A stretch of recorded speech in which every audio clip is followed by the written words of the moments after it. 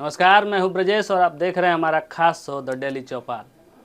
आज के सेगमेंट में हम बात करने वाले हैं कल लोकसभा में पारित हुए भारतीय आपराधिक कानून विधेयकों के बारे में, जिस पर कल गृह मंत्री अमित शाह ने लोकसभा में प्रकाश भी डाला है और सदन में बच गए चंद सांसदों के सवालों का मुंहतोड़ जवाब भी दिया है। दरअसल लोकसभा ने बुधवार को 3 आपराधिक कानून विधेयक भारतीय न्याय संहिता 2023, भारतीय नागरिक सुरक्षा संहिता 2023 और भारतीय सुरक्षा विधेयक 2023 पारित कर दिया, जो भारतीय दंड संहिता 1860, दंड प्रक्रिया संहिता 1973 और भारतीय साक्ष्य अधिनियम 1872 को निरस्त करने और प्रतिस्थापित करने का प्रावधान करते हैं।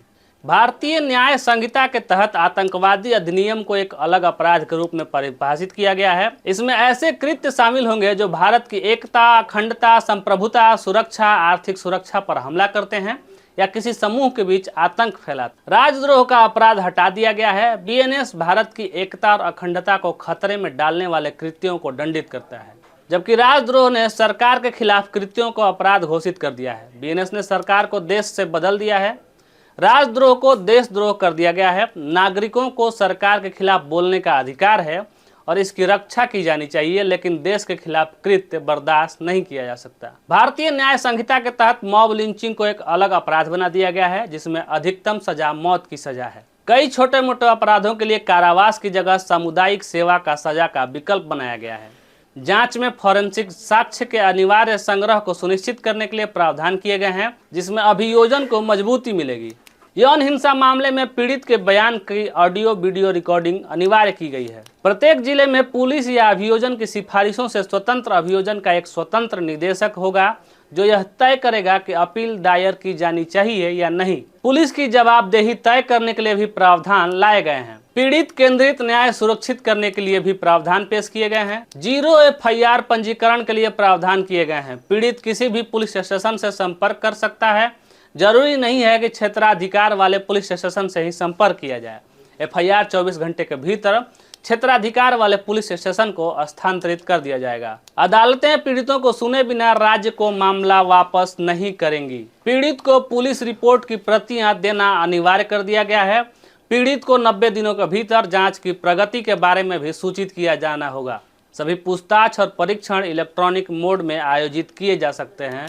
मानव शरीर के विरुद्ध अपराध, महिलाओं और बच्चों के विरुद्ध अपराध को भारतीय न्याय संहिता के शुरुआत में लाया गया है।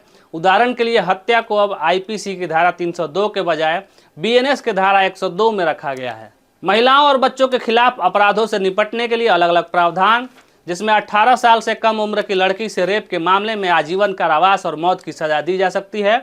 सामूहिक बलात्कार में 20 वर्ष या शेष जीवन कारावास भी दिया जा सकता है। बता दें कि पहले 15 वर्ष से अधिक उम्र की पत्नी के साथ सहमति से यौन संबंध IPC के अनुसार अपराध नहीं था, लेकिन अब यह आयु सीमा जो है वो बढ़ाकर 18 वर्ष कर दी गई है। हिट एंड रन के लिए 10 साल तक की कैद की सजा का प्रावधान किया गया है, लेकिन अगर दुर्घटना के बाद अपराधी पीड़ित को अस्पताल या पुलिस के पास ले जाता है तो उसकी सजा जो है वो कम कर दी जाएगी। डॉक्टरों को लापरवाही से मौत के अपराध से छूट देने का प्रावधान लाया जाएगा। यह इंडियन मेडिकल एसोसिएशन के अनुरोध के बाद किया जा रहा है। स्नैचिंग को एक अलग अपराध बना दिया गया है। गंभीर चोट के अपराध के लिए ऐसे मामले से निपटने के लिए एक अलग प्रावधान बनाया गया है, जहां पीड़ित मस्तिष्क रूप से मृत हो जाता है और 10 साल तक की अधिक कठोर सजा निर्धारित की जाती है। आगे हम बताएंगे कि FIR, आरोप पत्र और ट्रायल से संबंधित प्रावधान। CRPC ने FIR के लिए कोई समय सीमा निर्धारित नहीं की है, लेकिन BNS अनिवार्य समय सीमा निर्धारित करता है। कम अपराध वाले मामलों में शिकायत करने के लिए 3 दिन के भीतर FIR दर्ज करानी होगी। 3 से 7 साल के सजा वाले अपराधों के लिए 14 दिनों के भीतर प्रारंभिक जांच पूरी करनी होगी और उसी आधार पर FIR दर्ज करानी होगी। पहला आरोप पत्र दाखिल करने के 90 दिनों के भीतर आगे की जांच पूरी करनी होगी। इस अवधि के बाद आगे भी जांच जारी रखने के लिए न्यायालय की अनुमति की आवश्यकता हो सकती है। मजिस्ट्रेट को 14 दिनों के भीतर आरोप पत्र पर संज्ञान लेने पर निर्णय लेना होगा।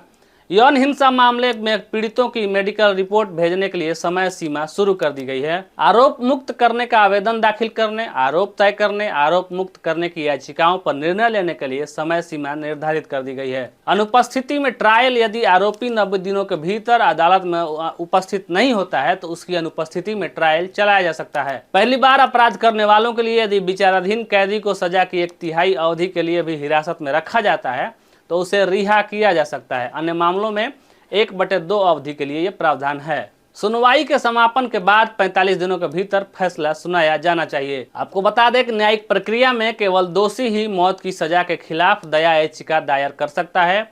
एनजीओ या तीसरे पक्ष दया याचिका दाखिल नहीं कर सकते। अपील पर सुप्रीम कोर्ट का फैसला आने के 30 दिन के भीतर दया याचिका दायर करनी होती है। एफआईआर के लिए इलेक्ट्रॉनिक पंजीकरण के लिए भी प्रावधान शुरू किए गए हैं। इससे विशेष रूप से महिलाओं को लाभ होगा जो यौन हिंसा के रिपोर्ट करने के लिए पुलिस स्टेशन जाने से झिझकती हैं। तलाशी प्रक्रिया के दौरान वीडियो रिकॉर्डिंग अनिवार्य कर दी गई है। अपराध स्थलों पर फॉरेंसिक विज्ञान प्रयोगशाला टीम का दौरा अनिवार्य किया गया है। फॉरेंसिक साक्ष्य यह सुनिश्चित करेंगे कि सजा की दर में वृद्धि होगी या नहीं होगी। पहले संक्षिप्त ट्रायल केवल 2 वर्ष तक की सजा वाले अपराधों के लिए ही संभव था, अब इसे बढ़ाकर 3 साल तक कर दिया गया है। यदि 120 दिनों के भीतर सिविल सेवकों के खिलाफ ट्रायल चलाने की मंजूरी पर कोई निर्णय नहीं लिया जाता है तो यह माना जाएगा कि उसे मंजूरी दे दी गई है। भगौड़े अपराधियों की संपत्ति जब्त करने का प्रावधान किया गया है। इससे पहले केवल 19 अपराधों में ही अपराधियों को भगौड़ा घोषित किया जा सकता था, लेकिन अब इसे बढ़ाकर 120 अपराध कर दिया गया है। नई गवाह सुरक्षा योजना भी लाई गई है जिसे हर राज्य को सूचित करना होगा। अपराधों में जब्त की गई सामग्री, वस्तुओं और वाहनों को वीडियो फोटोग्राफी साक्ष्य लेने के बाद अदालत की अनुमति से 30 दिनों के भीतर बेचने का भी प्रावधान पेश किया गया है। इससे देश भर के उन पुलिस स्टेशनों का बोझ कम हो जाएगा जहां आपराधिक संपत्तियों को दशकों तक बिना निपटारे के छोड़ दिया जाता है। सबूत की परिभाषा में स्मार्टफोन, लैपटॉप, संदेश, वेबसाइट और स्थानीय साक्ष्य को भी शामिल किया गया है। प्राथमिक साक्ष्य के रूप में इलेक्ट्रॉनिक साक्ष्य के उपयोग की भी अनुमति देने का प्रावधान पेश किया गया है।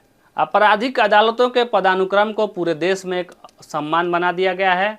महानगरीय क्षेत्रों और महानगर मजिस्ट्रेटों का वर्गीकरण हटा दिया गया है। गृह मंत्री ने गिरफ्तारी के पहले 15 दिनों के बाद पुलिस हिरासत की अनुमति देने वाले प्रावधान के बारे में भी उठाई गई चिंताओं का भी जवाब दिया, यह स्पष्ट करते हुए कि कुल पुलिस हिरासत 15 दिनों से अधिक नहीं हो सकती है।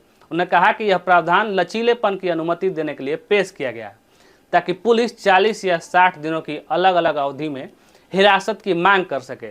जैसा भी मामला हो, यह प्रावधान उन स्थितियों को भी संबोधित करेगा जहां हाई प्रोफाइल आरोपी पुलिस हिरासत से बचने के लिए पहले 15 दिनों के दौरान खुद को अस्पतालों में भर्ती कराने के लिए बीमारी का बहाना बना लेते हैं। अगर आपको हमारा वीडियो अच्छा लगा हो तो वीडियो को लाइक, शेयर और चैनल को सब्सक्राइब करना ना भूलें। बहुत बहुत धन्यवाद।